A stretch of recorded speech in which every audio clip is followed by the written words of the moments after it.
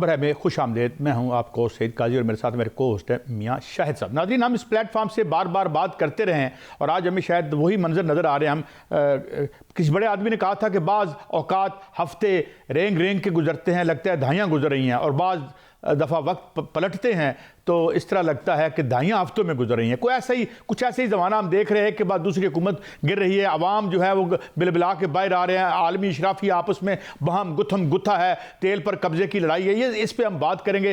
पहले वेनेजुएला और फिर आगे ईरान पे क्या होगा, इस हवाले से हम बात करेंगे। पाकिस्तान पे इसके क्या मुतवक्को जो इस पर नताइज मुरतब हो सकते हैं, इसकी माशी वजूहात क्या हैं, सियासी नताइज क्या होंगे, ये दोनों पहलू देखेंगे। इसके अलावा वेनेजुएला के तेल पर अमेरिकी कब्जा और रूस और चीन क्या उनका मौक़िफ़ सामने आया और क्या अमली तौर पर कुछ कर सकेंगे, और लेकिन क्या ये बाकी मुल्कों को जवाब मिल जाएगा, क्या ताइवान पर कब्जे का जवाब अब मिल गया है चीन को, इस पर बात करेंगे। ईरान में 22 शहरों में ये मुजाहरे फैल गए, मगर इसका कुछ लेना देना नहीं है अमेरिका बॉर्डर से, और वहाँ पे माशी तौर पर मैं अभी देख रहा था एक अमेरिकी डॉलर जो है वो 42,000 से ज़ायद रियाल में आता है। तो आप देख सकते हो अवाम की क्या हालत होगी। उधर चीन और पाकिस्तान की जो दहशतगर्दी पर जो मिलके क्या जो बलूचिस्तान की दहशतगर्दी का कला कुमा करेंगे, इस पर बात करेंगे। बांग्लादेश का भारतीय सफारतखाना बंद कर देगा। मेरे साथ दो इंतहाई इंपॉर्टेंट मौजूद हैं मेहमान, जनाब डॉक्टर तैमूर रहमान साहब माहिर मईशत तदरीस से मुंसलिक हैं। मेरे दूसरे मेहमान हैं जनरल रिटायर्ड डॉक्टर रज़ा मोहम्मद साहब। हम दोनों हवालों से बात करेंगे। पहले रज़ा मोहम्मद साहब, मैं आपकी तरफ आता हूँ। क्या सियासी तौर पर, क्योंकि अब उसका मुहावरा तो खुल गया है और हम कुछ भी एक्सपेक्ट कर सकते हैं, और वो अगर ईरान पर रजीम चेंज करता है, दूसरा एक ये कोइंसिडेंस हो गया कि वहाँ पे अवाम बाहर भी निकल आए हैं, तो उसे शायद एक जवाब भी मिल चुका है। क्या देख रहे हैं ईरान पर, क्या कितना हो सकता है कि हमला हो सकता है या नहीं? और फिर ट्वीट भी आ रहे हैं अमेरिकन जो है हुक्मरान तबके के लोगों की तरफ से कि हम ये करेंगे। How do you look at it and how grave situation is? आपको क्या लगता है जनरल साहब? जी बहुत शुक्रिया काजी साहब, मुझे प्रोग्राम में मदहू करने के लिए। अस्सलाम वालेकुम आपके लिए और सब के लिए, जितने भी व्यूअर्स हैं, लोग आपके जो दूसरे गेस्ट हैं, डॉक्टर साहब, तैमूर साहब। सबसे पहले तो हम वेनेजुएला की थोड़ी सी बात कर लेते हैं, जो आपने शुरू में बात की। वेनेजुएला में सिर्फ ऑयल ही नहीं है, वहाँ पे गोल्ड भी है, बक्साइट भी है, आयरन भी है और बहुत सारी और चीज़ें भी हैं। इसी तरह के क्रिटिकल मिनरल्स भी हैं वहाँ पे। नंबर 2 बात यह है कि जो वेनेजुएला के ऑयल रिज़र्व्स हैं, आपको ये पता होगा पहले से ही कि उनके ऑयल रिज़र्व सऊदी अरेबिया से भी ज़्यादा हैं। कुछ 303 बिलियन बैरल जो हैं एस्टिमेटेड रिज़र्व्स हैं। इशू बेसिक यही था, जो ट्रम्प साहब हैं उन्होंने जो नई नेशनल सिक्योरिटी स्ट्रेटजी इशू की है, अगर आप उसको गौर से देखें तो उन्होंने सारे का सारा जो है पुराना जो था सोच और पुराना जो स्टाइल था बाइडेन एडमिनिस्ट्रेशन के वक़्त का चेंज कर दिया। अभी वो उन्होंने शुरू कर दिया जी पिवट वेस्टर्न हेमिस्फीयर, या जो मोनरो डॉक्ट्राइन थी उसको उन्होंने दोबारा से ज़िंदा किया। तो उसमें उन्होंने किया क्या है जी कि हम अपना जो बैकयार्ड है इसको पहले सिक्योर कर लें, जहाँ पे चाइना और रशिया का इन्फ्लुएंस बढ़ रहा है, नंबर 1। नंबर 2, जो वेनेजुएला का ऑयल है, इसके लिए स्पेशल रिफाइनरीज लगाई थी अमेरिका ने अपने सदर्न स्टेट्स में। वो ख़ास रिफाइनरीज हैं, उनमें कोई और ऑयल जो है वो रिफ़ाइन नहीं हो सकता, कि वेनेजुएला का जो ऑयल है वो बहुत भारी ऑयल है। तो वो भी फारिग थी रिफाइनरीज, क्योंकि वेनेजुएला सारा ऑयल जो है वो चाइना को और बाकी कंट्रीज़ को बेच रहा था। एक तो ये वाला इशू है, बहाना जो है वो ड्रग्स का बना। बट बेसिक यही है कि जो अभी नई पॉलिसी है जो प्रेसिडेंट ट्रंप ने जो इशू की है, उसके मुताबिक वो लैटिन अमेरिका में चाइना का, रशिया का या किसी और कंट्री का जो भी इन्फ्लुएंस है उसको ख़त्म करेंगे, और उनके जितने रिसोर्सेज हैं, जितने भी कीमती चीज़ें हैं, मादनियात हैं, ऑयल है, गैस है, सारी चीज़ें वो अपनी मर्ज़ी से इस्तेमाल करवाएंगे। और अभी जो वाइस प्रेसिडेंट वहाँ पे आई हैं नई, रोड्रिक, ये हो नहीं सकता कि वो उनके साथ कोई इनकी अंडरस्टैंडिंग ना हो। और दूसरा भी आपने फरमाया ईरान के बारे में जी, ईरान में जो हालात ख़राब हैं वो आपने तो बड़ी तफसील से बयान कर दिया कि वहाँ पे करेंसी का इशू है, बाकी है महंगाई है। और एक चीज़ मैंने कहीं पे पढ़ी है, I don't know how for it is true, कि थोड़े से हंगामे कम हुए। डॉक्टर साहब, मैं आपसे ये पूछना चाहता हूँ डॉक्टर तैमूर साहब कि ये पहलू तो है, मैं ईरान पे दोबारा डॉक्टर साहब से पूछूंगा, मगर एक इंटरनेशनल फाइनेंशियल जो इंफ्रास्ट्रक्चर है वो मुनहदिम होता नज़र आता है। और एक जो पहले एक मफरूज़ा था कि जी सियासी स्टेबिलिटी होती है, फिर इकॉनमी ठीक होती है, इधर से इकॉनमी नीचे से उड़ रही है, ऊपर से सियासत तहोबाला हो रही है। How far this economic factor जो है, जिस तरह आप रियासतों के बाद एक गवर्नमेंट दूसरी गवर्नमेंट, इंडोनेशिया, नेपाल, किस किस का नाम लूँ, तो ये जो तहोबाला हो रहा है निज़ाम, इसकी मैशत का क्या फैक्टर हो सकता है डॉक्टर तैमूर? जी, जो जहाँ तक वेनेजुएला का ताल्लुक है तो वो तो ऐसा मामला नहीं है कि वहाँ पे कोई अवामी बगावत नज़र आई हो हमें। अपोजिशन ज़रूर थी, मगर उस सतह की अवामी बगावत जैसी कि हमने बांग्लादेश, नेपाल या ईरान के अंदर इस वक्त देख रहे हैं, ऐसी कोई चीज़ मौजूद नहीं थी। हमने ये देखा है कि जब अमेरिका के सदर ने ये ऑर्डर दिया कि वेनेजुएला के सदर को किडनैप कर लिया जाए, उसके बाद सुप्रीम कोर्ट ने फौरी तौर पे डार्सी रोड्रिगस को सदर डिक्लेयर किया है। पार्लियामेंट ने भी उसको अप्रूव किया है, एक लीगल प्रोसेस उनके साथ कंप्लीट है। और उनकी अगर आप तकरीर सुने तो उसमें उन्होंने ये कहा है कि अमेरिका ने बेसिकली हमारे सदर को अबडक्ट किडनैप किया है और हम लड़ेंगे अमेरिका के ख़िलाफ़। और इसके जवाब में डोनाल्ड ट्रंप साहब ने कहा कि अगर रोड्रिगस जो है वो बाज नहीं आएगी, हमारी बात नहीं मानेगी, तो हम उसको भी उठवा लेंगे, उसके ख़िलाफ़ भी ऑपरेशन करवाएंगे। इस सारी चीज़ से यही साबित हो रहा है कि और इसके साथ ये भी शामिल करना ज़रूरी है कि न्यूयॉर्क के किसी कोर्ट की क्या ज्यूरिसडिक्शन हो सकती है वेनेजुएला के मुल्क के ऊपर या उसके सदर के ऊपर। It's an absurd idea. तो जो रूल्स बेस्ड ऑर्डर जिसकी वेस्ट बात करता था, ह्यूमन राइट्स की बात करता था, नेशनल सॉवरेनिटी की बात करता था, right of self determination, liberalism की बात करता था, वो तो सब उसके पड़खचे उड़ चुके हैं, धज्जियाँ उड़ा दी हैं डोनाल्ड ट्रंप की नई सिक्योरिटी पॉलिसी में ने। और ये बात बिल्कुल दुरुस्त है कि वो अब मॉनरो डॉक्ट्रिन पे वापस जा रहे हैं कि ये हमारी बैकयार्ड है, हम जिस हुकूमत को चाहे उड़ा देंगे। उन्होंने मज़ीद धमकी लगाई है, कोलंबिया की गवर्नमेंट को भी धमकी लगाई है, और बड़े ना ज़ेबा लफ्ज़ इस्तेमाल करते हुए उन्होंने मेक्सिको की गवर्नमेंट को भी तड़ी लगाई है, और इसके साथ साथ उन्होंने क्यूबा की गवर्नमेंट को भी तड़ी लगाई है, और साथ तो उन्होंने इससे के साथ मिलाते हुए ये भी कह दिया कि हम ग्रीनलैंड को भी टेक ओवर कर रहे हैं, तो आप तैयार रहें। तो it is a very aggressive government जो कि बेसिकली किसी ऑपोजिशन को बर्दाश्त करने के लिए या नेशनल सॉवरेनिटी को बर्दाश्त करने के लिए बिल्कुल तैयार नहीं है। जी मियां साहब, ओवर टू यू। आप डॉक्टर साहब से क्या पूछेंगे, जनरल साहब से, ताकि इसको जो है वो मजीद जो है वो इसकी तफसील सामने आ सके और मजीद रहनुमाई मिल सके। जनरल साहब, जो अभी डॉक्टर साहब ने भी बात की है कि जो इसमें कोई कानून उसने जो है वो उस बाला ताक जो है हर कानून रखा है। ट्रंप को, आपको याद होगा कि ट्रंप ने जब हल्फ उठाया था तो उस वक्त उन्होंने कहा था कि हम जो अमेरिका है उसको ग्रेट बनाएंगे, ग्रेटर अमेरिका बनाएंगे। अब उन्होंने वेनेजुएला पर जो है वो हमला कर दिया, वहाँ पर जो है वो उनके सदर को उठा लिया गया, अगवा कर लिया गया। उन्होंने साथ ही धमकी दे दी क्यूबा को, कोलंबिया को, मैक्सिको को, ग्रीनलैंड को। क्या अमेरिका ने ग्रेट अमेरिका प्लान जो है उस पर अमल दरामद शुरू कर दिया है? दूसरा, जो चीन ने जो है वो रद्दअमल दिया, बड़ा सख्त रद्दअमल दिया है कि फौरी तौर पर सदर को जो है वो रिहा किया जाए। क्या चीन इससे ज्यादा कोई रद्दअमल दे सकता है या सिर्फ मजम्मत की हद तक और इस तरह बयानात की हद तक ही रहेगा?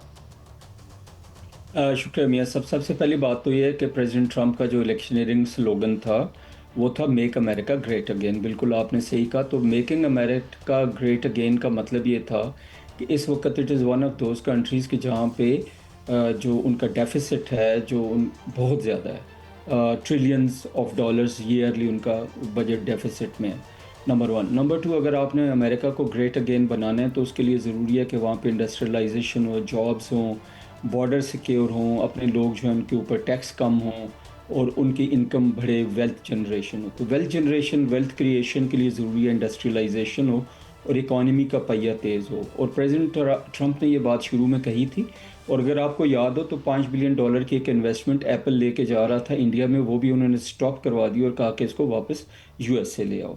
उन्होंने शुरू में एक बात कही थी प्रेसिडेंट ट्रंप के लिए, और हम लोग ये समझते थे कि जी वो वॉर्स के अगेंस्ट हैं। बेसिकली उन्होंने एक बात कही थी कि मैं अनप्रेडिक्टेबल हूँ, और अपनी अनप्रेडिक्टेबिलिटी के ऊपर वो बड़े प्राउड हैं।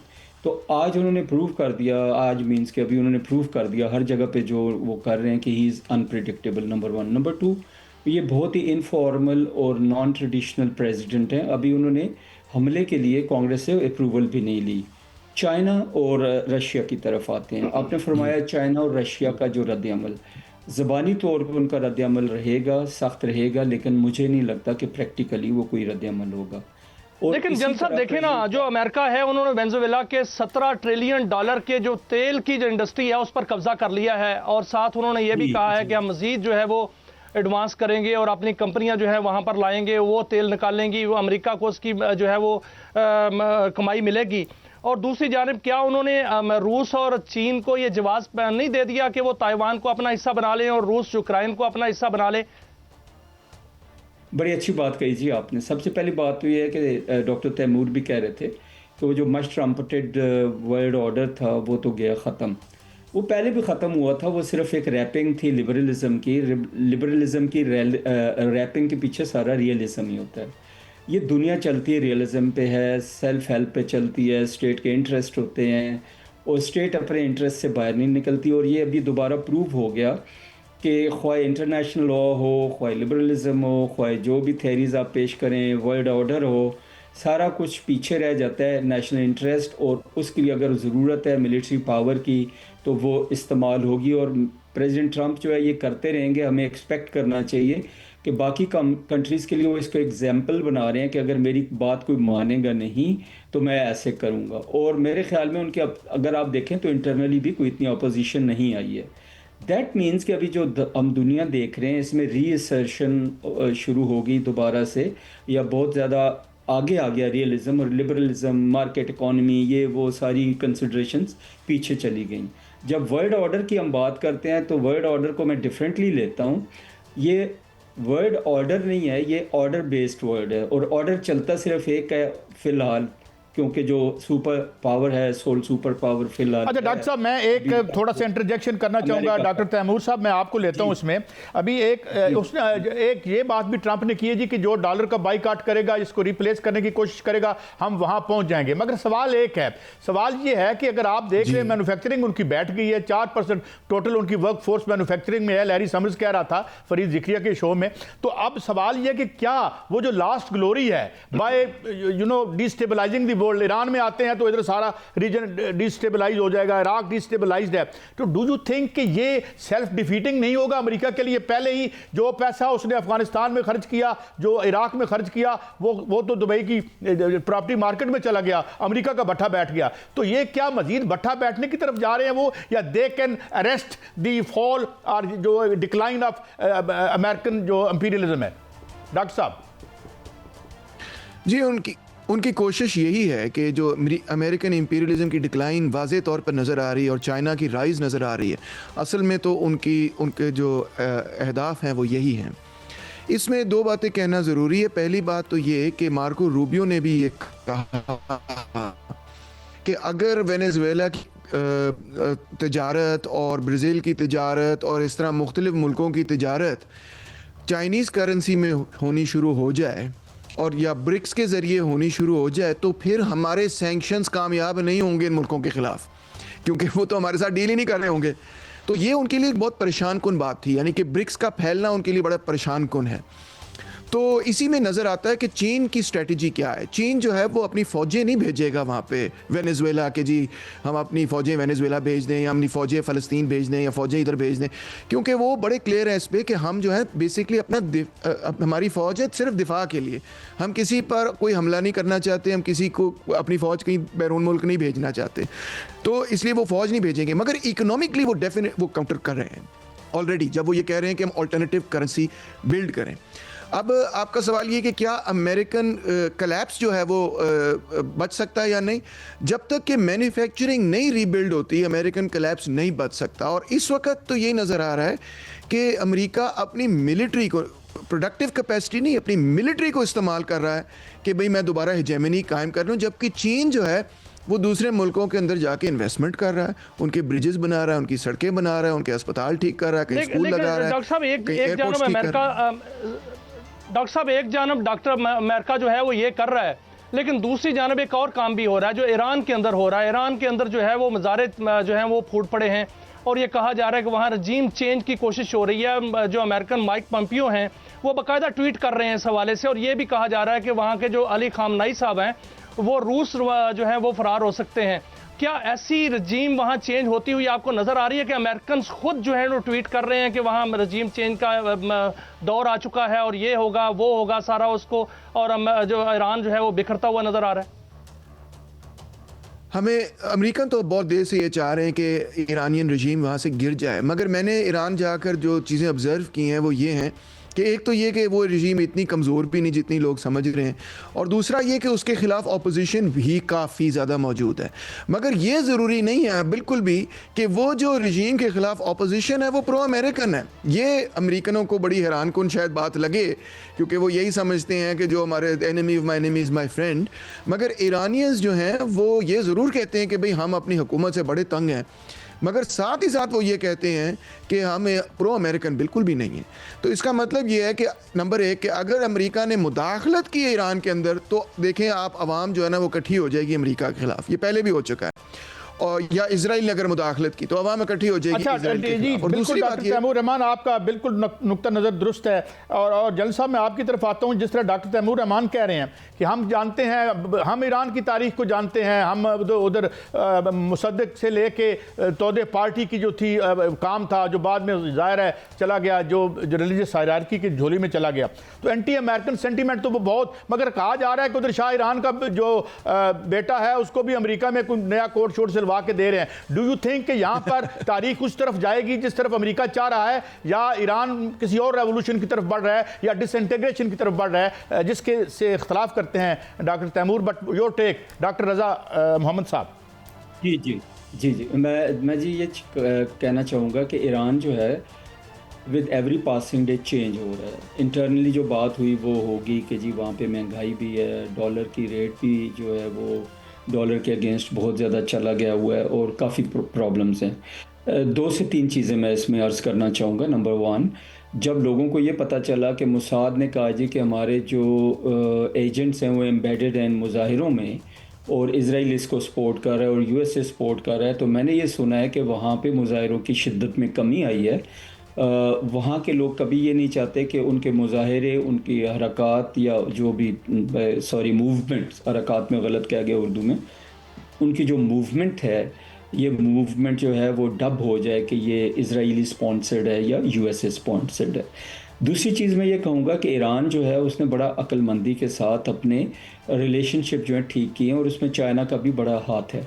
उन्होंने सऊदी अरेबिया और ईरान को इकट्ठा कर दिया है और अभी रिसेंटली टर्की और ईरान भी इकट्ठे हो गए हैं कि टर्की को ये बताया गया था या टर्की को बावर कराया गया था कि शायद ईरान जो है उनके मुल्क में अपना वो रिलीजियस जो मूवमेंट है उसको एक्सपोर्ट करना चाह रहा है। तो मैं बिखरते नहीं देख रहा हूँ ईरान को।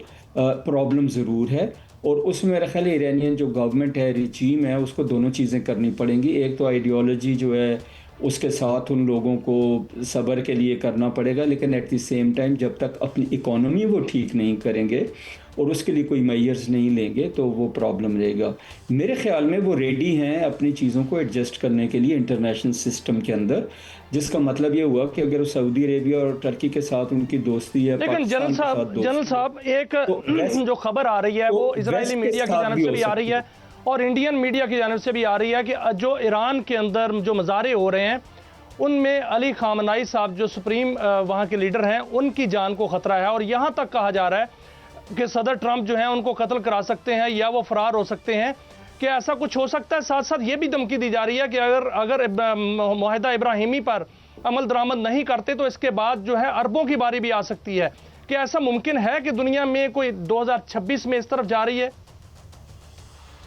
देखिए जी, जहाँ तक अब्राहम अकॉर्ड्स का ताल्लुक है, हम उधर से शुरू कर देते हैं। अब्राहम अकॉर्ड्स जो प्रेसिडेंट ट्रंप है उनका एक ड्रीम प्रोजेक्ट है और उसमें वो सब मुसलमान मुल्कों को, स्पेशली सऊदी अरेबिया जो लीडर हैं मुस्लिम उम्मा के स्पिरिचुअली, उनके पास जो हरमैन शरीफैन है उसकी वजह से, तो वो चाहते हैं कि सऊदी अरेबिया इब्तदा करे तो बाकी लोग शायद फॉलो करेंगे इनको। मेरे ख्याल में सऊदी अरेबिया उस वक्त तक एग्री नहीं करेगा अब्राहम अकॉर्ड्स में जाना जब तक फ़लस्तीनी रियासत कायम नहीं हो जाती और फ़लस्तीन ख़ुद इज़राइल को तस्लीम नहीं कर लेता या अब्राहम अकॉर्ड्स में नहीं जाता। ये उनका ड्रीम प्रोजेक्ट है। अभी आगे क्या होगा, अमेरिका क्या तो ये रहा है, एक स्टांस रहा है कि वहाँ पे रिजीम चेंज हो, बहुत सारी और जगहों पे भी हो।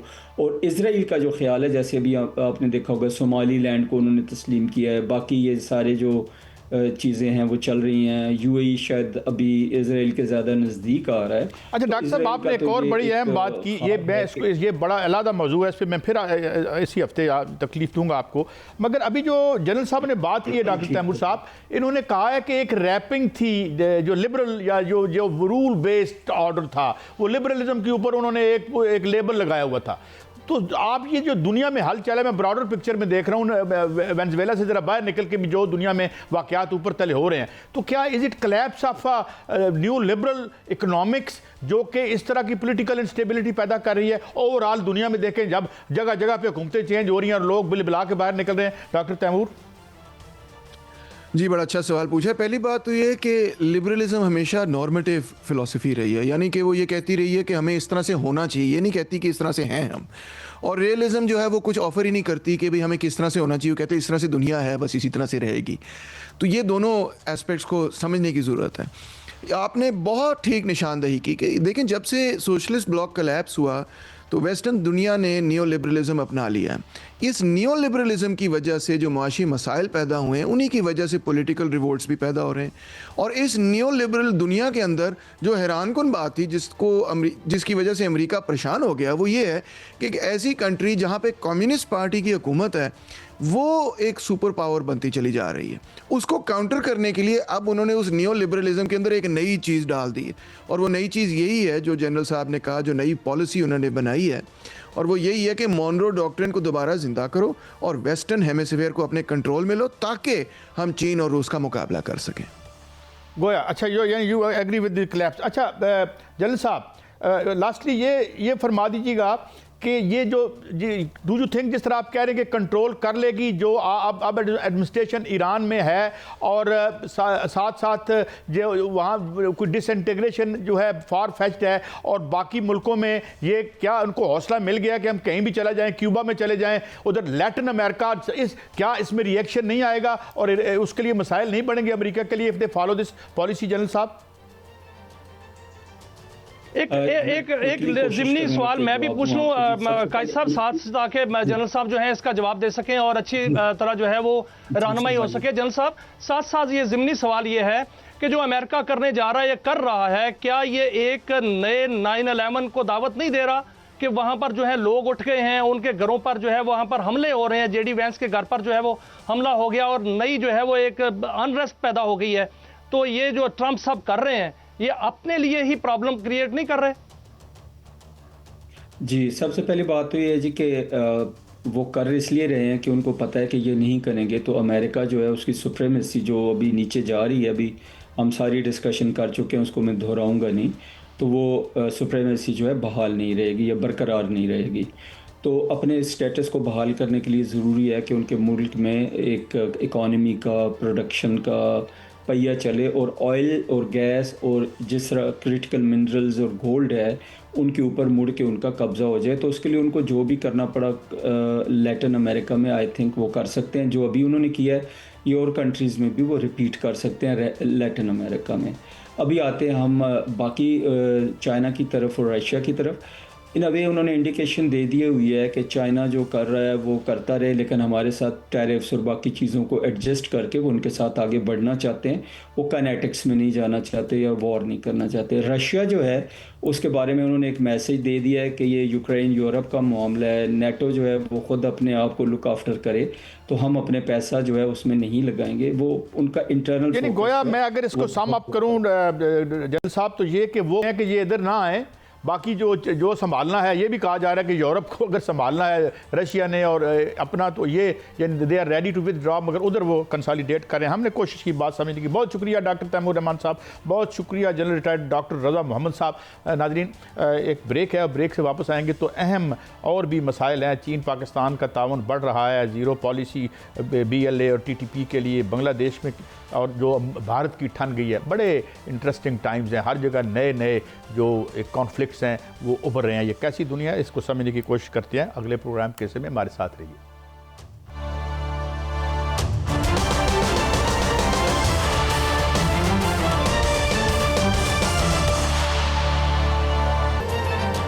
Welcome back. नाज़रीन, हमें ज्वाइन किया है मुमताज़ दिफाई तजिया नगार जनाब अब्दुल्ला गुल साहब ने। बहुत शुक्रिया गुल साहब, आपने वक्त दिया। हजूर, मैं पहले तो आता हूँ कि हम देख रहे हैं कि वैसे ही आजकल ज़माना को कुछ आपस में खींचा तानी का बढ़ता जा रहा है, आलमी तौर पर भी और शायद मकामी तौर पर भी। लेकिन ये बांग्लादेश और भारतीय तनाज़ुर में ये फरमाइएगा कि वहाँ पे बिगड़ते चले जा रहे हैं और उनकी टीम, और ये क्रिकेट का मामला भी आपने देखा, और अब सफारतखाने बंद होने की बात हो रही है। तो क्या ये अवामी प्रेशर है जो एक नया मोहम्मद यूनुस के शक्ल में एक सेटअप लाया गया है? वैसे वो तो प्रो वेस्ट ही सेटअप है। तो कैसे देखते हैं ये, हाउ दी थिंग्स, कैसे अनफोल्ड कर ये सिचुएशन बांग्लादेश में, क्योंकि अवाम मुतहरक है और उनकी तकालीफ वहीं पर ही हैं। तो कैसे देखते हैं आप, आपका तनाजुर क्या बन रहा है?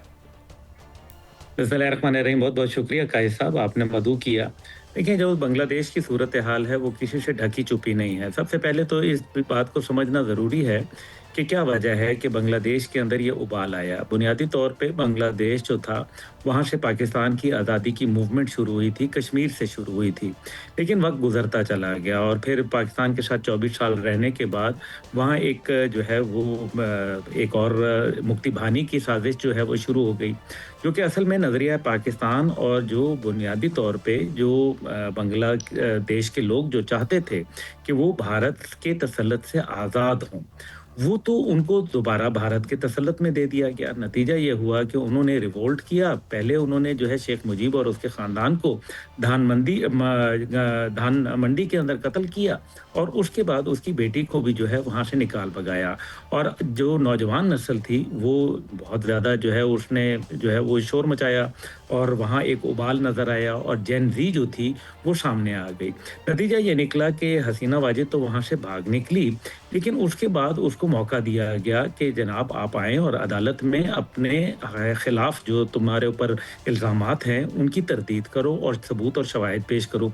अब मज़े की बात यह है कि ये तमाम इल्ज़ामात जो थे ये यूनाइटेड नेशन की जानिब से लगाए गए और उनकी रिपोर्ट जो थी वो ये कहती थी कि उनके हुक्म पे, शेख हसीना के हुक्म पर 1400 लोगों को जो है वो कत्ल कर दिया गया और उसकी जो है बाकायदा फोरेंसिक शुदा जो है ऑडियो रिकॉर्डिंग जो थी वो मौजूद थी, जिसके ऊपर जो आईजी बांग्लादेश थे, जो कि एक ही आईजी वहाँ होते हैं, उन्होंने उसके खिलाफ वादा माफ गवाह बन गए। अब उनकी जमात अवामी लीग के ऊपर पाबंदी लग गई।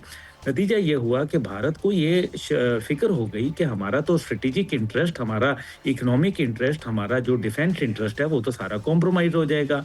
डिप्लोमेटिक इंटरेस्ट तो उनका तबाह हो ही गया। अब वो ये चाहते हैं कि किसी तरह से खून खराबा किया जाए। इससे कुछ अर्सा पहले दिसंबर के अंदर, आपको याद है, अवाइल के अंदर बाकायदा जो ढाका था उसके अंदर धमाके भी हुए। उसके बाद जो है वो वहाँ एक तासुर पेश करने की कोशिश की गई कि ये तो चंद नौजवान हैं जो कि शायद किसी और मुल्क के भड़काने के ऊपर काम कर रहे हैं, लेकिन ऐसा नहीं था। वो नौजवान, लेकिन अब्दुल्ला गुल साहब, वहाँ पर ये ठीक है, वहाँ पर जो है वो नौजवानों ने वहाँ तहरीक शुरू की और भारत ने साजिश की, इसमें कोई शक नहीं कि भारत जो है वो साजिश करता है। उसने हर सतह पर साजिश की है, पाकिस्तान के खिलाफ भी और हर मुल्क के खिलाफ भी।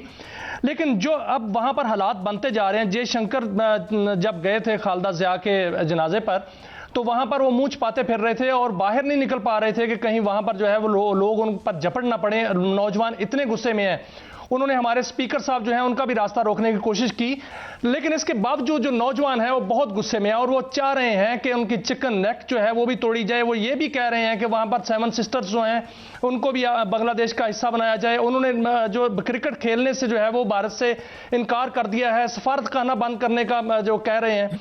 तो आपको क्या हालात नजर आ रहे हैं? क्या बांग्लादेश और भारत का जो एक लड़ाई है, जंग है, वो होती हुई नजर आ रही है और भारत लूज करता हुआ नजर आ रहा है चिकन नेक और अपनी 7 सिस्टर्स?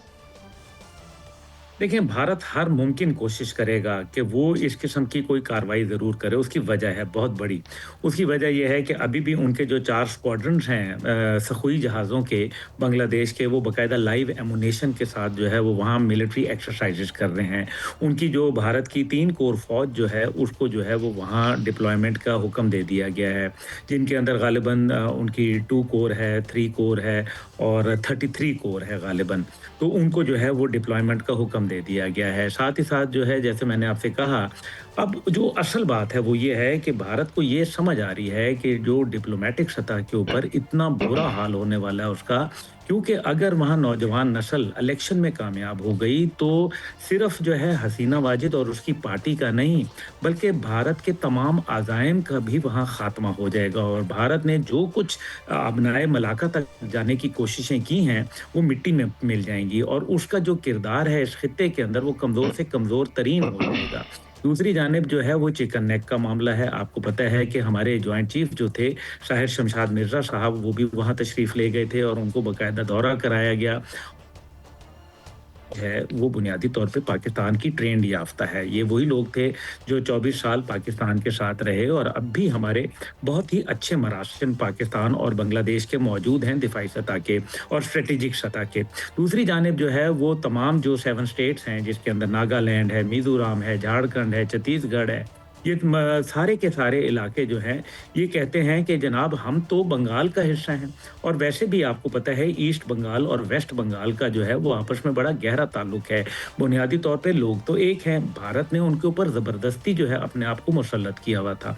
ऐसी सूरत के अंदर जो है भारत को ये नज़र आ रहा है कि हम बाकायदा न सिर्फ बांग्लादेश के साथ जो अपना एक उनका वेस्टेड इंटरेस्ट है उसको लूज़ कर जाएंगे, जो स्ट्रेटेजिक इंटरेस्ट है, बल्कि हम जो है वो अपनी स्टेट्स को भी लूज कर जाएंगे और बांग्लादेश जो है वो उभर के आएगा। और ये इसका आगाज हो चुका है, क्योंकि नागालैंड के अंदर बाकायदा आज़ादी के नारे लग रहे हैं। लेकिन अब्दुल्ला कुल साहब, इसके साथ साथ इंडियन मीडिया को क्या हो गया है कि वो वावेला कर रहे हैं कि अगर बांग्लादेश और भारत की जंग लड़ना होती है तो उसमें तैमूर जो है वो पाकिस्तान का तैमूर मिसाइल जो है वो काम आएगा, और साथ साथ इतना डरे हुए हैं तैमूर मिसाइल से कि उनके एक जाली मेजर जो है वो कह रहा था, मैंने खुद सुना कि जो इजराइल के साथ उनका एक डील हो रही है वो खत्म हो चुकी है तैमूर मिसाइल के बाद। जब पाकिस्तान ने तैमूर मिसाइल का जो है वो कामयाब तजर्बा किया तो उसमें बड़े फिक्रमंद हैं, बड़े डरे जा रहे हैं तैमूर मिसाइल से।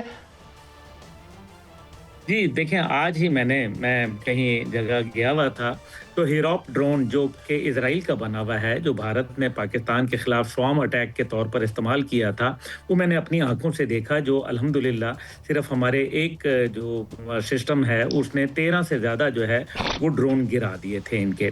अब मसला यहाँ ये है कि वो इजराइल के साथ करें तो ठीक है, पाकिस्तान जो है वो अपना तैमूर का सिस्टम करे। और आपको पता है कि जो पाकिस्तान ने तैमूर बनाया है अल्हम्दुलिल्लाह, जो अभी कामयाब तजुर्बा हुआ, 600 किलोमीटर जो है वो रेंज है जो कि उन्होंने रखी हुई है, जो हमारा अपने इस्तेमाल के लिए है, जिसमें कन्वेंशनल और नॉन कन्वेंशनल वॉरहेड जो है वो दोनों जा सकते हैं।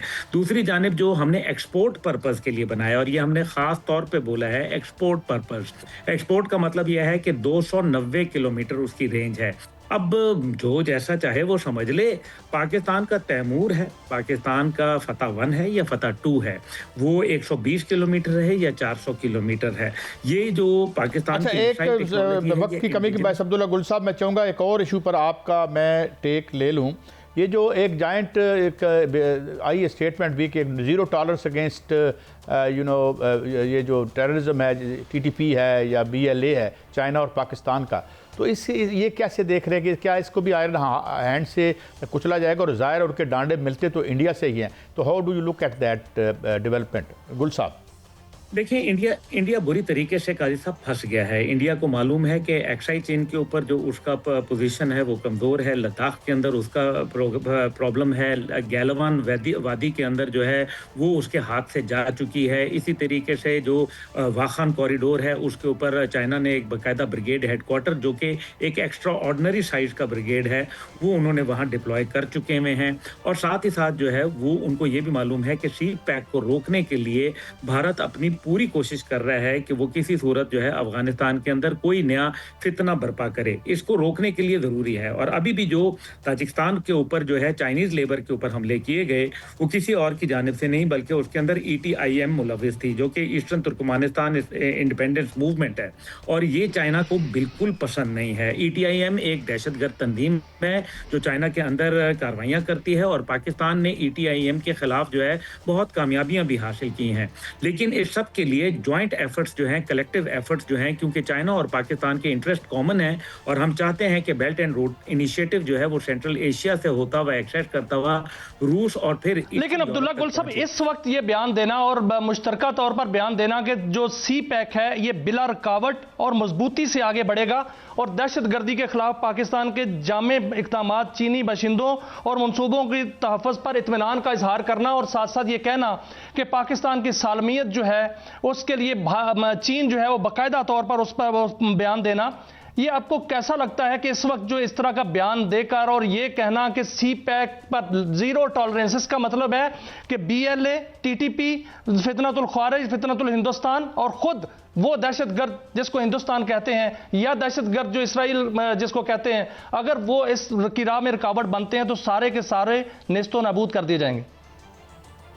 जी, मैं एक तो इंशाल्लाह आपको खुशखबरी दूं कि 2026 के वक्त तक इंशाल्लाह ताला आप देखेंगे कि दहशतगर्दी के अंदर बहुत खातिर ख्वाह कमी होगी। बैकडोर चैनल्स अफगानिस्तान में ऑपरेट कर रहे हैं और साथ ही साथ जो है चाइना भी एक अपना जो एक डिप्लोमेसी है वो चला रहा है। ये नरम और सर्द गर्म जो जंग है, जिसको कोल्ड एंड वार्म वॉर कहूँगा मैं, आजकल पूरी दुनिया में वेनेजुएला में देख लें, बाकी देख लें, यूक्रेन में देख लें, तो ये तमाम जो है नरम गरम जंग जो है वो चल रही है और इसके अंदर जो है जो कल के दोस्त थे वो आज के दुश्मन और आज के दुश्मन जो है वो कल के दोस्त बन सकते हैं।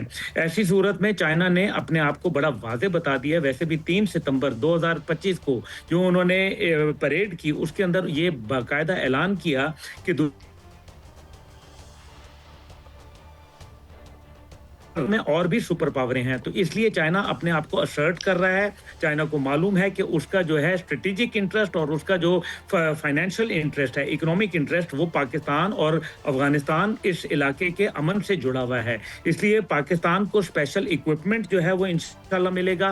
पाकिस्तान को जो है इंटेलिजेंस बेस्ड ऑपरेशंस की जो अपनी तादाद है उनको बढ़ाना पड़ेगा। पाकिस्तान को सैटेलाइट की जो सहूलियात हैं वो आपने देखा कि 2 सैटेलाइट हम लॉन्च कर चुके हैं। इसी तरीके से इलेक्ट्रॉनिक वॉरफेयर के अंदर, EW के अंदर हम अपनी जो है वो तरक्की कर रहे हैं, C&IT के अंदर काम कर रहे हैं।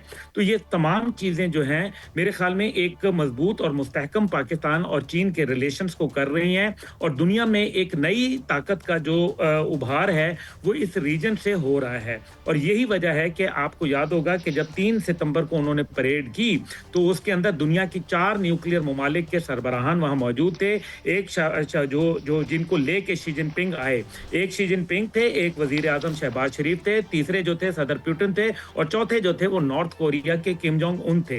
ये पैगाम बड़ा वाजे था और उसी के बाद से आप देखें कि कभी वेनेजुएला पे और कभी कतर के ऊपर अचानक आउट ऑफ ब्लू जो है वो ये वारदातें हो जाती हैं। दुनिया को ऐसे अमेरिका के और उसके इजराइल के रहमो करम पर नहीं छोड़ा जा सकता। जी बिल्कुल सही फरमाया आपने अब्दुल्ला गुल साहब। और जो रिएक्शन भी आ रहा है आलमी तौर पर, हम देख रहे हैं कि यह सिलसिला अमेरिका आगे ना बढ़ा सके और ये जो कब्जों का मामला है। बहुत शुक्रिया अब्दुल्ला गुल साहब, आपने हमें वक्त दिया। नाज़रीन, बड़ी अजीब और दिलचस्प दुनिया, ज़ाहिर हमेशा से दिलचस्प रही है, कुछ ज़्यादा दिलचस्प होती चली जा रही है और हम इसको इसी तरह रिपोर्ट आपके लिए करते रहेंगे। ये था हमारा आज हफ्ते का पहला शो। कल फिर मिलेंगे, इजाज़त दें, अल्लाह हाफ़िज़।